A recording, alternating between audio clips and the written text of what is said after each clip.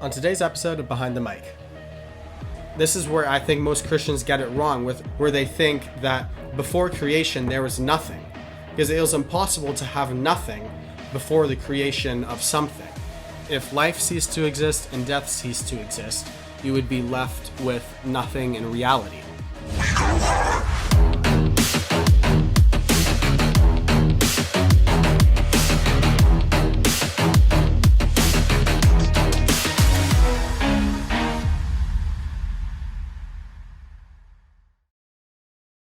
Hey everyone, welcome back to the podcast. I'm your host, Michael Ezinga. Right before this episode starts, I just have to give a quick disclaimer. I would like to say that before I am going into any of these topics that I am a Christian, and I don't believe in most of the concepts that I'll be talking about, like the Big Bang and proving that God does not exist. I'll only be talking about the ideas and the theories. This podcast is not meant to test the validity of any of these arguments, but simply to discuss them in order to gain a better knowledge and understanding of both sides, and to try and have people think outside the box of what is typically seen as normal.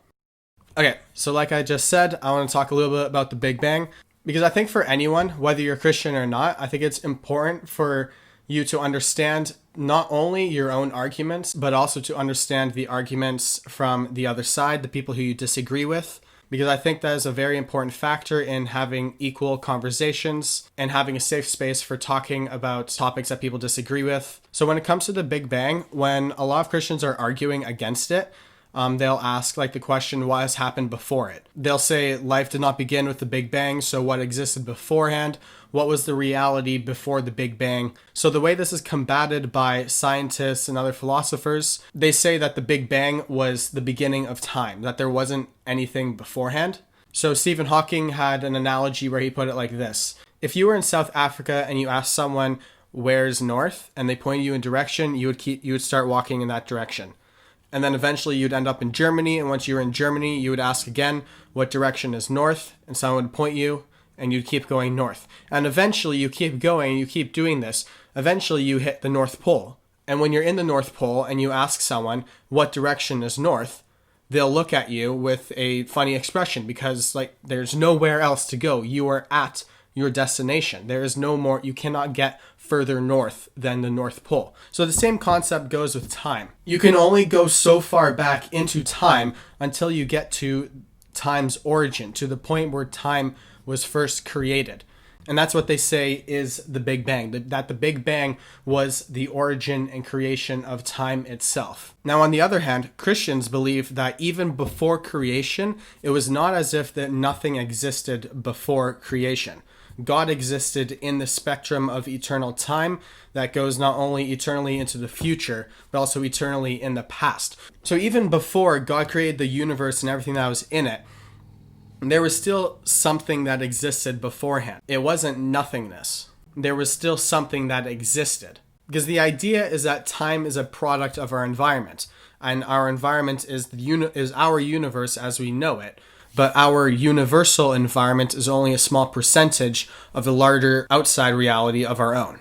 Now, this is a nice segue into the next conversation that is related as to what caused the Big Bang. So we just talked about what life was like before the Big Bang. Now, another important distinction to make is what caused the Big Bang in the at the beginning. So I'll start off my explanation with gravity. So I'm going to play a clip from Brian Greene where he explains this new form of gravity. And once it's done playing, I'll try and summarize it and sort of explain what it all means. But the idea that I think most physicists or cosmologists buy into at the moment is that gravity can have two manifestations. The usual form of gravity that you and I know about is the attractive version. You drop something toward the Earth and it moves downward because the Earth and the object pull on each other. That's the ordinary gravity that we experience every day of our lives. But Einstein's equations actually allow gravity to also be repulsive. It can push outward as opposed to just pulling inward. And this is something that we have never experienced because the gravity created by a rocky object like the Earth is always the attractive variety. The gravity created by the sun, again, a compact object, is always the attractive variety. But Einstein's math shows that if you don't have a rocky object that's isolated in space, but rather energy, that is uniformly spread through a region of space, that kind of entity yields repulsive gravity.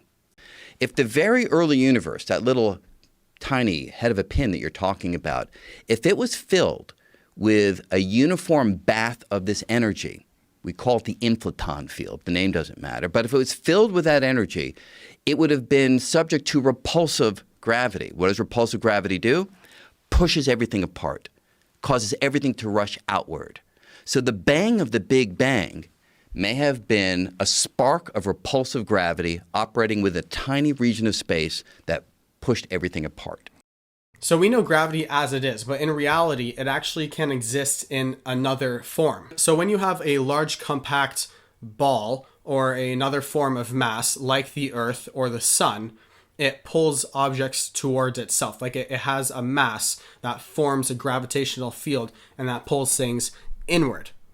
But Einstein had a theory, and his theory went along the lines of saying that gravity can actually have a force that pushes outward, so it has an external push. So now this gravity is called repulsive gravity. It repulses everything outward. And Einstein said that this gravity exists when you have a certain energy that is spread out over a large surface. Now, what scientists will say with the Big Bang is that all the mass in the universe that we see today all was compact and started in the size of a pin. Now, the theory goes is that this pin was filled with all that mass, and a little bit of that energy that existed in reality, a little bit of that energy slipped its way into this pin. And when it came into contact with the mass that was inside this pin, it had that propulsionary force, and it pushed everything outward. So this is the energy that many people in the science community will say existed and was the cause to the accelerating expansion of the universe. Because in the 1960s, when you asked people, they would think that over time, the expansion of the universe would slow down. You know, like if you throw a water bottle up in the air, it doesn't continue to get faster, but it continues to slow down and eventually it'll fall back down. But with our universe, you can actually see that the expansion of our universe isn't slowing down, but it's actually speeding up. It's actually accelerating. So the reasoning to this is that said energy that has that repulsive gravity. So I think that's some food for thought. Whether you're a Christian or not, whether you believe in the Big Bang or not, I think that the Big Bang is a really interesting topic. I've always been interested in the Big Bang. Like it always sparked my curiosity, and it's just really fascinating to me, the whole concept of how it works, even though I know that, at least according to my worldview, it didn't happen. But I still think it's a really cool concept to talk about and sort of just use as a brain teaser. Now, another one of my favorite brain teasers when it comes to philosophy or science, if you want to call it, is the concept of whether death can exist without life, or whether there will be life without death, however you want to phrase that. So now we're going to shift a little bit away from the field of science and into the field of philosophy. Because in philosophy, there is a concept that something exists only because of its opposite. Now, we know the feeling of something that's cold only because we know the feeling of something that's hot. Like everything is defined by its opposite. So while we're talking about opposites, in the case of hot, cold is simply the lack of heat. And in the case of up, down is simply the lack of up. I'm not sure that existence is the opposite of non-existence, but this could be useful. Also, to say that nothing is the opposite of something seem to prove that all the opposite of entities are the same.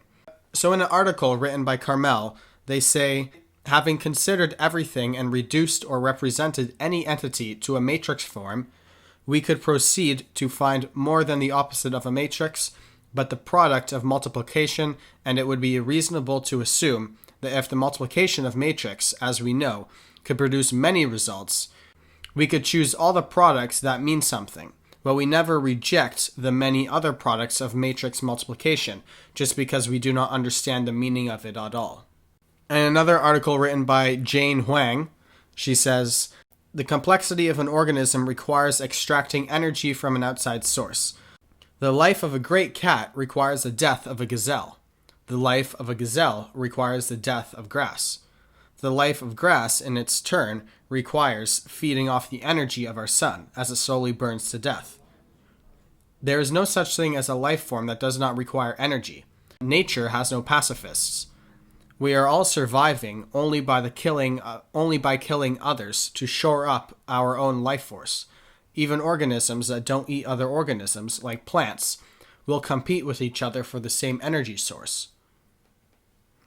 So with this being said, yes, without death, there could be no life at all. And this got me thinking, if life is the opposite of death, and we know life because we know death, what would happen if all the life in our universe goes away? Because that is a common fear that some people have, is that, oh, we're not taking care of our planet, and like humans are the leading cause to this. At some point, if we keep going the way we are, with pollution and creating factories, whatever you want, the earth will slowly start to die, and eventually all life as we know it, all forms of life as we know them, will disappear. So that got me to thinking, is that possible? Because if all life would cease to exist, and we're not just talking about human life, we're talking about animals, plants, cells, anything that has a being and a life form. If all of that would go away, you would no longer have death, is I guess like my theory. If all life would be taken away, then death would also cease to exist. If life ceased to exist and death ceased to exist, you would be left with nothing in reality. Because what happens when all of life goes away? Because death is simply the absence of life. So if death is the absence of something, and something goes away and turns into nothing, then death itself must turn into nothing as well.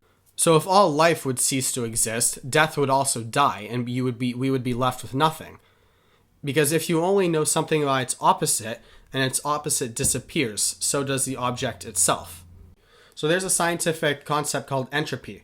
And the second law of thermodynamics states that the entropy of a closed system can only increase as a function of time.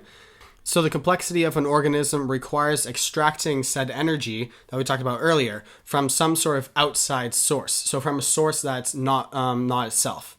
So knowing that, we only experience something because we've experienced its opposite. If we go back to life and death, life lives because death lives, and death would die if life would die. I know that this might sound really confusing, but if you think about it, these things must be true.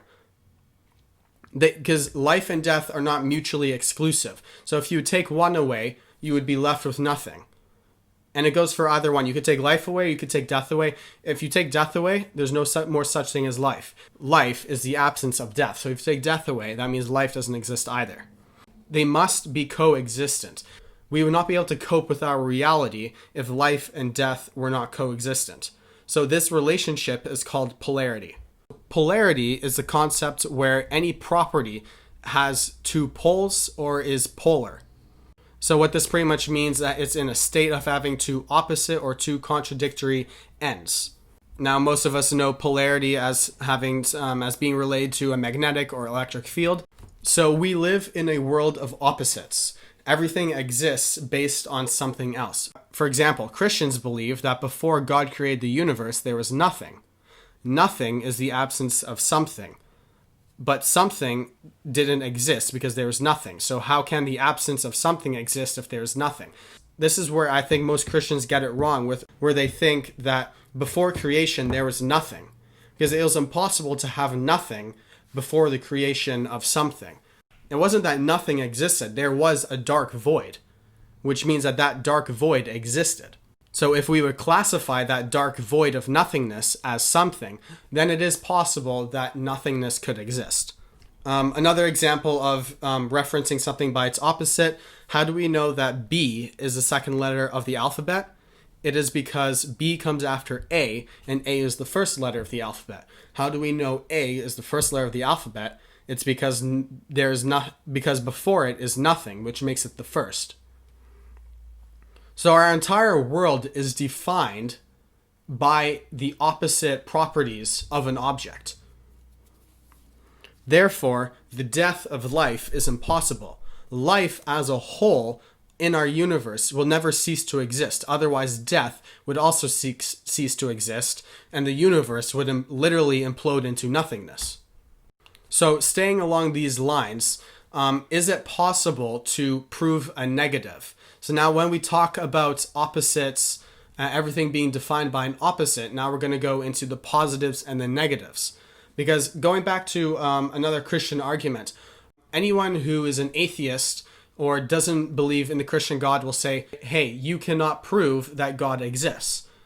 Most Christians will respond to that by saying, yes, true, however, you cannot prove that God does not exist. Now, this is actually a logical fallacy, because what Christians are asking the atheists to do is to prove a negative. But the concept of proving a negative is impossible, because unless there is a positive concept that is proven, the negative cannot be defined, because a negative is defined by its opposite, which is the positive. So if the positive does not exist, it is impossible to prove its negative. In other words, it's impossible to prove that God does not exist without proving that there is some existence of God in the first place. A negative claim is the opposite of an affirmative or positive claim. It asserts the non-existence or exclusion of something. The difference with a positive claim is that it only takes a single example to demonstrate such a positive assertion, while the inability to give examples demonstrates that the speaker has not yet found or noticed examples rather than demonstrates that no examples exist. The argument from ignorance is a logical fallacy. There can be multiple claims within a debate. Nevertheless, it has been said whoever makes a claim carries the burden of proof regardless of positive or negative content in the claim. A negative claim may or may not exist as a counterpoint in a previous claim. A proof of impossibility or an evidence of absence arguments are typically methods used to fulfill the burden of proof for a negative claim. When two parties are in a discussion and one makes a claim that the other disputes, the one who makes the claim typically has the burden of proof to justify that claim, especially when it challenges a perceived status quo. While certain kinds of arguments, such as logical syllogisms, require mathematical and strictly logical proofs, that's where philosophy comes in, the standard for evidence to meet the burden of proof is usually determined by context and community standards and conventions. Philosophical debate can devolve into arguing about who has the burden of proof about a particular claim.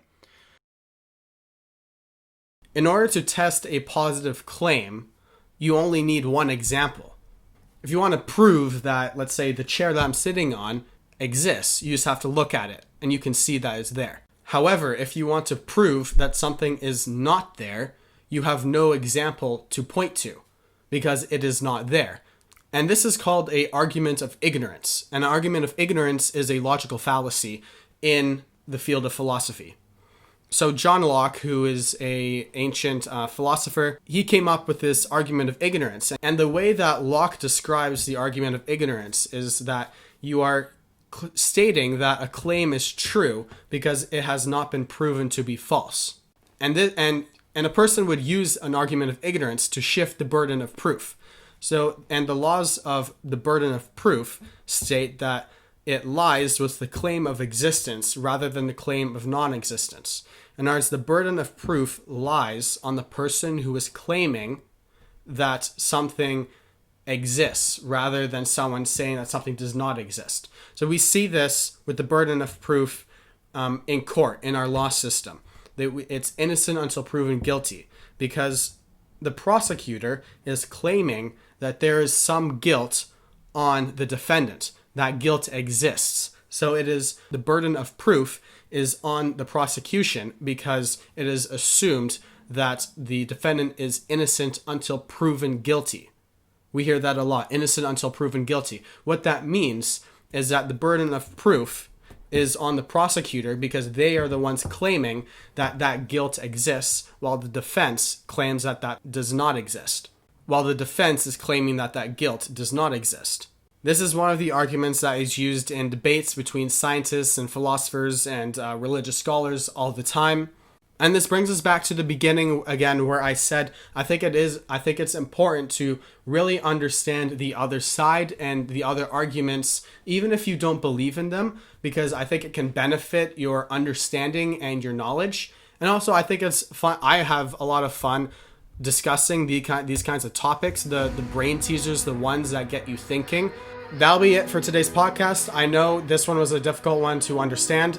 Hopefully you guys could follow along for the most part. Let me know what you think. If you disagree, remember to share the podcast with all your friends and keep the support up. Thank you so much, and I'll see you in the next one.